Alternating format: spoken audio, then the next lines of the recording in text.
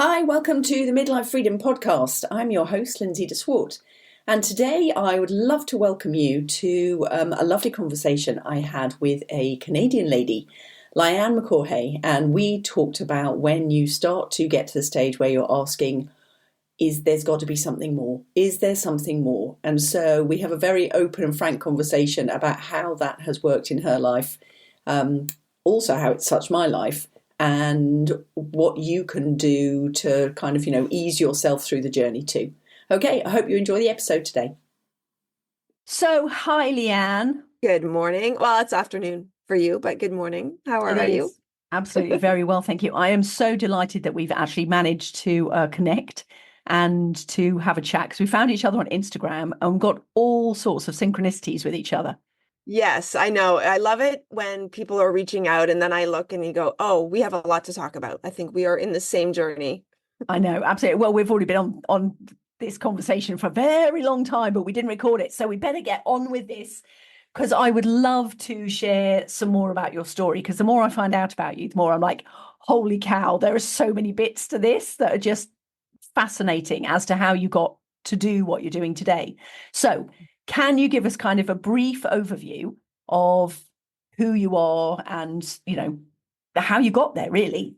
This is funny because having a podcast of my own, I love asking that question. Yeah. And even though I've been on a few interviews, I always love it. It's like, oh, I have to think about this for a minute. So I'm Lianne. I'm in Ottawa, Ontario, Canada. I am a police officer. I just started my 24th year with the city of Ottawa, and sort of really knew, probably if I'm being honest with myself, right at the beginning that this wasn't supposed to be my journey. Wow. But over the last 10 years, it's really started to awaken that this has been a long overdue time to change. And so I've just really dived into there's got to be more to life than this concept that I find a lot of women especially are diving into these days, where I think there's just so many shifts happening on the planet. And so, yeah, that's sort of my one compartment of my life. The other part is that I am a certified light leader coach, which I love it when people ask. So I take women on a journey back to themselves to really remember, why they came here and what is there something more. And we do that through meditation, breath work, and Kundalini, by really getting back into the body and really uncovering, I forgot who I was. What is it that I like? And we do that tapping into how we feel and really looking outward to, okay, what do I want to do now? What do I want to do in this next chapter of my life? So when you say Kundalini, is that the same as Kundalini yoga? Yes, it is. Now, the specific Kundalini that I am certified in is a little different than the regular. We tap into the meridians of the body through traditional Chinese medicine, through the 5 elements. Okay. So really focusing on those elements: earth, water, fire, wood, and seeing where all that is in your body, because all of it is connected to a different organ or a different aspect of our body, and those are all connected to different emotions and feelings. Yeah. Okay, cool. So I'm just going to wind back a little bit, because you said about the police, being in the police, and what you told me earlier, knowing how sensitive you become, especially when you start going through your own awakening and you're learning, breath techniques and light language, or not light language, but, light techniques, you can become so sensitive to things in the outside world that it can be quite difficult to function. I certainly know when I went through my shamanic training, there was no way I could even function in normal life, because I was so sensitive to everything. So the fact that you can even exist in the police force now, but there was something that you said to me that was fascinating beforehand. So tell me about the times that you said you found most rewarding being in the police, because you're doing something quite different that people wouldn't really think about. Yeah. So right now, I'm not out on patrol responding to calls. I haven't been doing that for a number of years. I investigate right now, break and enters. So people, and it is still, I love it as well, because I'm dealing with, people whose home have been violated and Mm. their personal belongings. And so it's a different aspect. But I did spend 7 years in investigating motor vehicle collisions, fatal collisions. Mm. And yeah, it actually was one of the most rewarding times of my life and my career because I'm dealing with really amazing people who maybe this was their first time ever having to deal with the police, Right. or Yeah. having any interaction, right? And maybe their loved one or their spouse or their child, has been killed in an accident. And it was being able to be on this just a different level with them Yeah. of journey with them through that process rather than the typical what people think of policing. Mm. And so I think, it was part of the beginning of my awakening to see that this is maybe where I was supposed to be at that time. Because, like I said, policing was never a career goal of mine. Yeah.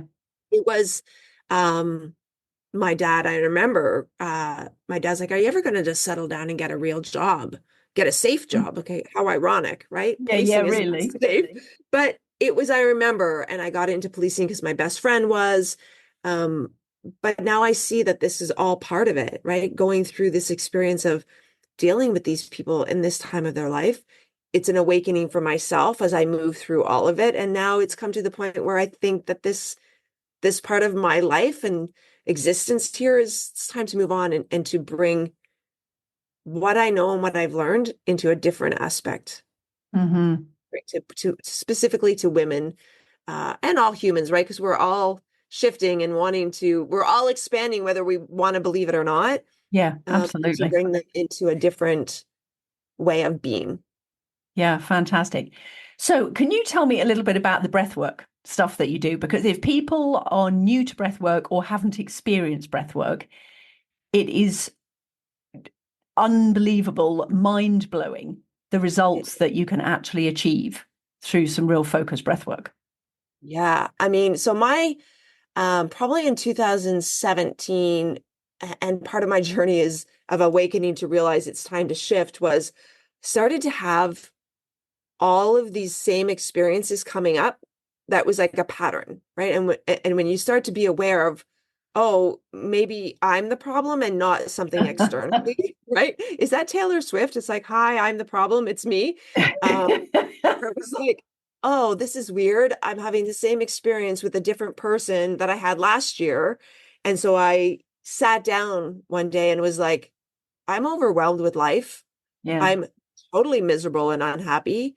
And I sat down in the silence and was like, I just started to breathe and long, deep breaths. Right. And it just brought all of the nervous system regulation triggers me a bit because there's so much talk about it right now, Mm. which is great. But I don't think a lot of people really understand what that means when you're in that constant state. So the breath work of just bringing my system back into a state of calm Hmm. and relaxation. But when you do specific breath work, whether that is literally just deep breathing or if it's more in a form of a like breath of fire, which I don't know if your Hmm. listeners will know, it's more activating for your Mm. system. It does get into the depths of your energy systems in your body, and it can Hmm. really unblock aspects of our being and our thought process and that subconscious beliefs that we have. Hmm. So that's what it was for me. It was the meditation first, which was just allowing all the thoughts to come, but then really focusing on the breath and realizing that I can control it. It is the one thing that if everyone just understood that it is the thing that you can control, Hmm. your life and thoughts and everything will change. See, told you it's mind blowing because people just don't realize. Yeah, no. I mean, we do it every day, right? It's such an Well, we automatic sort of thing. do it, sort of, because we're That's breathing right, what? from This our chest. shallow, shallow breathing. Yes. But our power center in our body, the core power center that we have, and this also will connects back to Kundalini, right? Which is that dormant energy that we all have. And when we learn to activate it, we literally release the blocks that we have. And I don't really like using that as well because it's so overused, but it literally will start to unlock and you'll see that you can do different things. You think differently. And so breathing from our core, from our belly, activates that, and breathing in a specific way for like when we do yoga, regular asana yoga movements, we're breathing in a way that's sort of like expanding that belly. Yeah. And then bringing it in. But when we can really bring that belly into our core and squeeze all of this is our powerhouse. Yeah. And people, it is hard to explain, but there's such a power there. And like even in policing, it's funny bringing it back, is that when we talk about when we do defensive tactics, when we think about shooting on the range, everything is like brace your core, because that's where you're going to find your power. And it's like how we just relate this into everyday life by our breath and being able to incorporate it incrementally, right? Because it's a habit of breathing, like you said, from here up. If we can just start to breathe, bringing it in and bringing it into our belly, and then releasing it and squeezing everything in our core. That's why I'm addicted to Pilates right now too. Yeah, fair Right. enough. It's a different form of breath work. But yeah, breathing, we do it. It's the first thing we do, and it's the last thing we do in our life.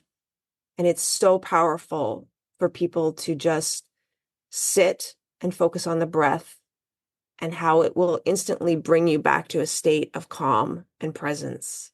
So how has it changed your mindset since you've been doing it? Clarity beyond, I find Really? it's because for me, I incorporated it in the midst of a meditation. My meditation, a lot of people will use breath work specifically as that. For me, meditation is something different. When I do the breath work at the beginning and just being able to clean it out, like it's like literally cleansing for our whole body. We're bringing that new energy back into our body. I find the fog disappears.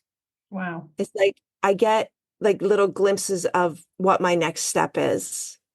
And it's like, just breathe, being able to bring in that new energy all the way down, and you'll start to feel it all the way down to like every part of your body. And like I said, with the 5 elements that I use through the specific Kundalini, I do different breath work for specific things that I want to do. So if I need to ground myself, grounding is the earth element. I'm going to do specific postures, and I'm going to do specific breath work, more of that deep, long, deep breathing. If I want to like, now I want to go and be magnetic. I want to like just be on fire today. I'm going to do breath of fire, which is more activating, and you're going to get the blood flowing and more energy going through. So there's different breath work for different things, which I think is just blowing my mind as well, is that how you breathe is going to give you a different result. Yeah, amazing. Now you do some of those, some of the breathing exercises just on your Instagram page, don't you? I do. Yes, I do for specific, like just giving people a moment of mindfulness. And just, again, maybe it's going to be a specific breathwork technique, depending, and then people can get their choice. Oh, I don't feel like I need to be grounded today. Maybe I need to take action. Sometimes there's something that you really want to do, but something's holding you back. There'll be specific breathwork that will activate that as well. Now, also, you started a podcast a couple of years ago, didn't you? I did, celebrating 2 years. Congratulations. So let's talk about that podcast, because we were discussing some podcast behind the scenes notes earlier, weren't we? Because it's quite the journey, shall we say? It is. I had sort of had the idea. It's funny. The name of my podcast is The Spiritual Shift Worker, which is a bit of a play on the fact that I'm a shift worker, but I'm also helping people shift in a spiritual nature. And the name of the podcast came to me after a meditation. And I was like, I don't know what the hell I'm supposed to do with that. Like, what is that? And I sort of put it back on the shelf, and it was like the signs just sort of showed up. I had one friend go, "Hey, like you should join this podcasting group," and then I had somebody else say something about a podcast. I'm like, "Oh, that's what it is. It's a podcast." Cool. Yeah. And it was like, okay. And so within a matter of probably a couple months, I reached out to one of my very first mentors and asked her to be on the podcast. And she also has a podcast, and she Mhm. goes, I will be on your, absolutely, but you must promise me that you're actually going to do it. Oh, there you go. There And speaks the truth. yeah, and so I remember I recorded with Christina in the summer. Um, and I was like, okay, absolutely. And I was like, I'm going to launch in September. Yeah. And it was like, it didn't feel right. It didn't feel, and I had recorded a couple other episodes with other people. And I'm like, oh no, this is meant to be on my 50th birthday to show people, Oh, to show really? people that you can start at any time. Hmm. It's never like 50 is only a number. It means nothing. Start now. Yeah. And so that was the journey of the podcast. And yeah, it's been 112 episodes, and I just love it. I love to talk. I love And I love to hear people's stories. And those interview techniques, although they're completely different what I use on the podcast, I have these techniques and this listening ability from having to interview people at work that I bring into the podcast that enables me to really go deeper and listen very well to Mhm. get the next question. Mhm. So funny, like all this policing career that I never thought I would ever have, and the tools that as you look back, as you connect the dots only by looking back, oh, I get it now. It's all part of the journey. Yeah. It's so funny, isn't it? Because I mean, that's certainly something that comes up when people are looking for their passions, especially after, you've raised kids and the kids are older and you haven't had the time to focus on, anything that you love to do potentially just because you've been looking after everybody. And so that's when people come to me and say, well, I've got no idea what my passions are. How am I going to find my purpose if I don't know what my passions are? And it's exactly that, isn't it? You need to find a way to look back, and then you can see how all of these things start to back each other up and knit together. But if you Yeah. try and just pull them out randomly, it's like independently of each other, it makes no sense. No, no, and I think what you said there about especially, moms and women who've been taking care of other people all the time for, whatever, however long your kids are in the house, or then it moves from looking after the kids to maybe elderly parents or relatives. Mhm. And it's like, it's not that you're lost, right? You've just layered yourself with all these other identities, and Yeah. you've sort of forgotten who you were and the things that you used to love to do as a kid. Or I just like, I love to bake, and every once in a while I go on these months without baking, and it's like, Mm. what am I doing? This brings me so much joy. Yeah. It's tweaking your lifestyle and creating the time in your schedule to do the things that you love. Hmm. And then you'll start to, like you said, look back. Oh, I love doing that. I love doing that. How can I? And then you'll find a theme, right? There's Yeah. always a theme. Like, I have always been into like horoscopes. I used to do all the things as a kid, but knew that there was something missing. Tried meditation years ago, and it wasn't until you get to that sort of breaking point where it's like, oh, this is what I really need to do. Yeah, And now it's absolutely. really working for me. But I always knew there was more to it. And that's when I found the Kundalini and the somatic work. Is like, that's what was missing. That's Hmm. what it was. It was like, oh, I always knew. Like, I've always been very holistic with wanting what I put in my body, how we eat, the Yeah. the toxic products. But it was like, now I get it. Now Yeah. I get No, it. yeah, I love the way you said that.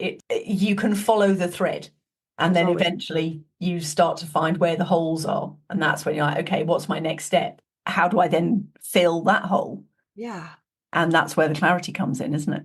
Yeah. And it's like, you've got all the pieces, right? It's that big puzzle. You've Yeah, got them all, especially at this midlife. yeah, You've got them all. How do I put them together in exactly. in not a forceful way, right? And I find like that's the thing that I lived on autopilot for many years of just going to work, doing the thing, coming home, doing the thing again. Like, it's Mm. autopilot when you're so just living. And I get it. Life hustle and different cultures. We were talking about that before, and how North America has a completely different pace of life than Yeah, Europe.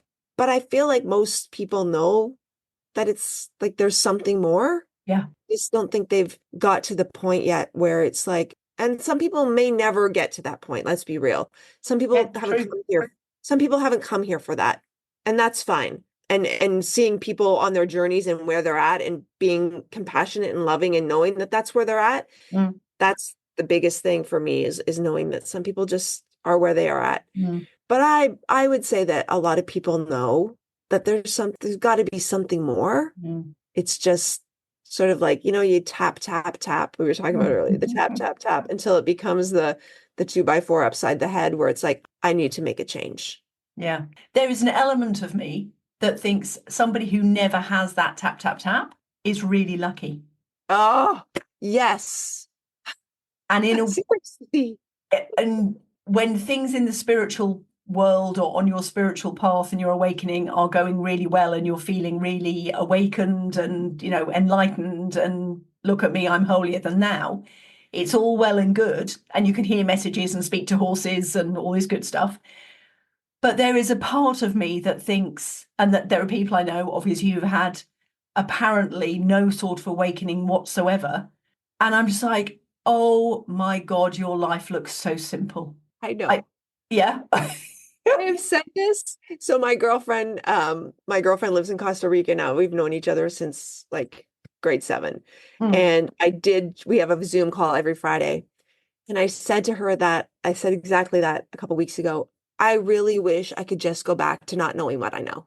yeah. It is like simpler. You just go and you do the thing and you just go to work. And I don't know, it's hard to explain to people who are already on this path where it's like, there's more out there. I see big things on a big picture now Mm, of what's going on in the world. And that's why mm. nothing stresses me out anymore, knowing Yeah, it's true. that all It is, has its advantages. yes, because nothing really matters. And yet it's like people that don't know, it's like sometimes they'll still get stressed out about the little things, or I don't know. It's a wild combination of, do I wish I could not know what I know? But you can't. No matter how many times I think I want to give up and just go back to living a simple life, Mm. I can't because No, the genie's out the bottle. yeah, exactly. And it's like, but I came here to do certain things. I came here to experience certain Mhm. things. And I can't make it, what's that saying, right? You can lead the horse to the water, but you can't make them drink, right? It's like I No, can show people. you can salt the oats though. I love it. I love it. I love that addition. Yeah. But it's true. Like I can only shine the light on the things. And if you want to see the path before you, great. If not, that's Mm. your choice, right? We all have free will. Yeah, absolutely. And there's no wrong or right with any of it, is there? It just Yeah, is. it is. And I really come back to that where it's like nothing is good or bad. I've taken sort of those Yeah. words out of my vocabulary over the last probably year and a half where it's like everything is neutral. Everything is neutral Mm. because it's only has the meaning that I decide to put on it. Whether that's whether Yeah, that's a so true. conversation I've had with my husband or an incident at work or whatever, something I see on the news.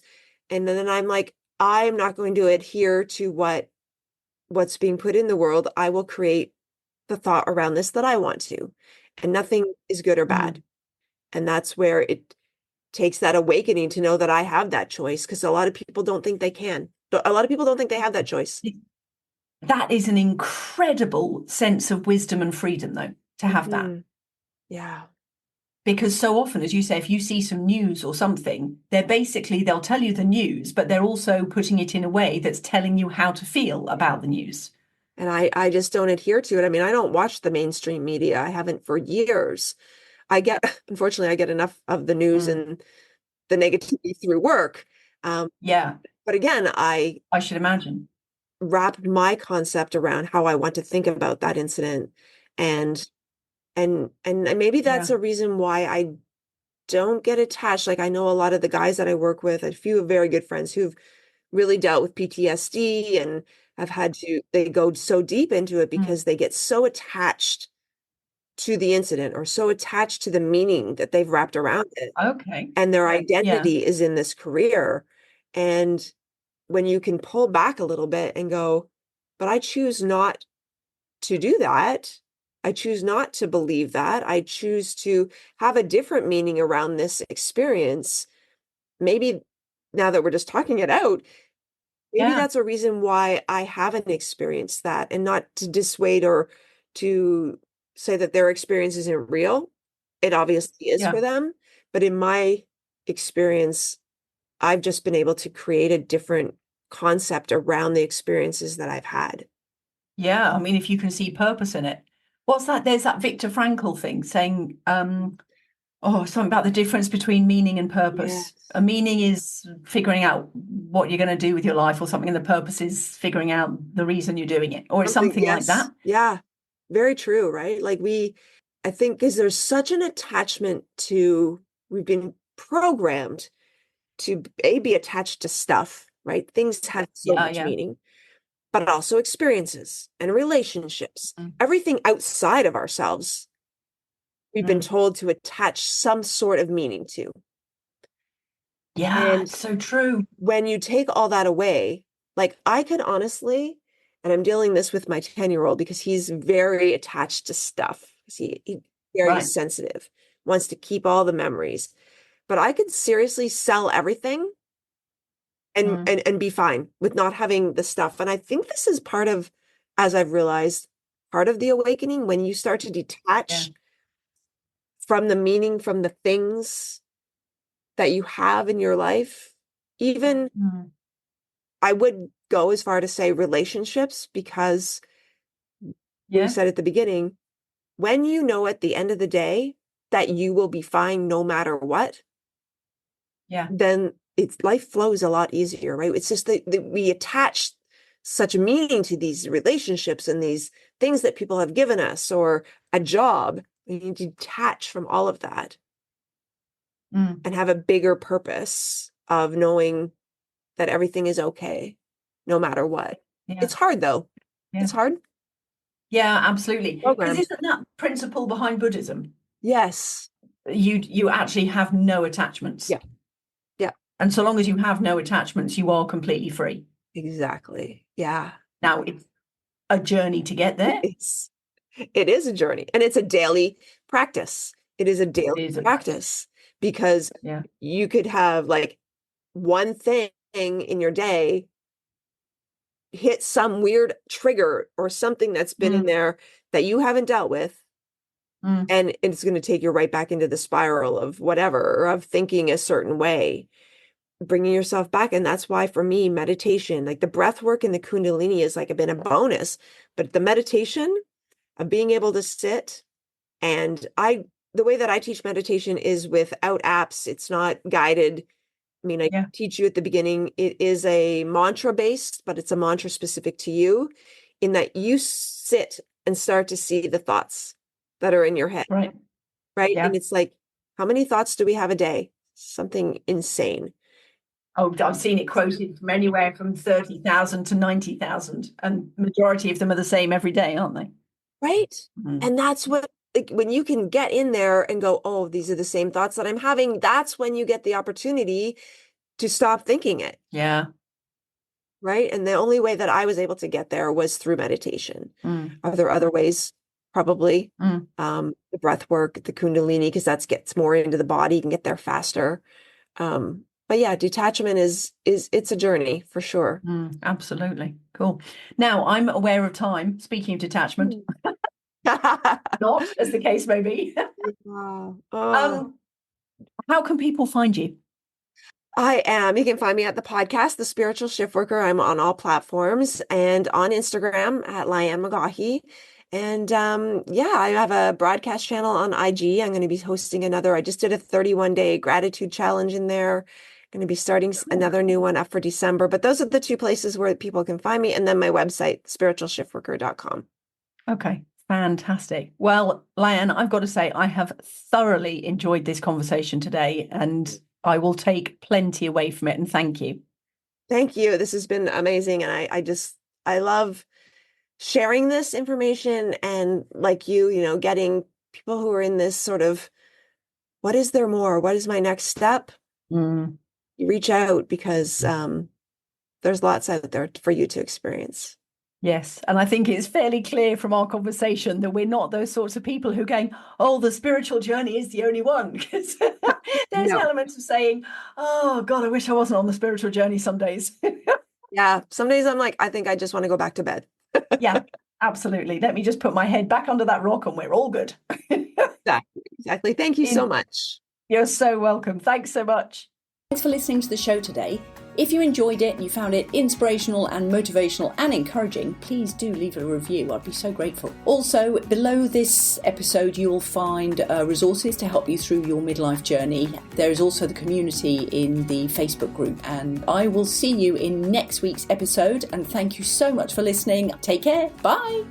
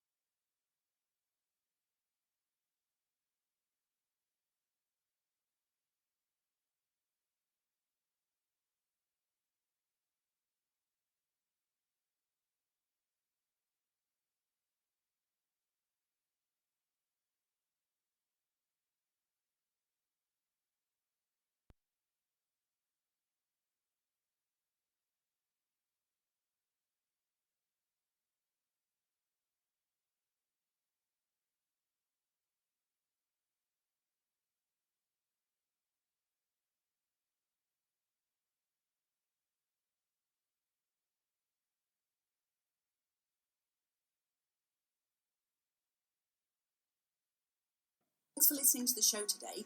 If you enjoyed it and you found it inspirational,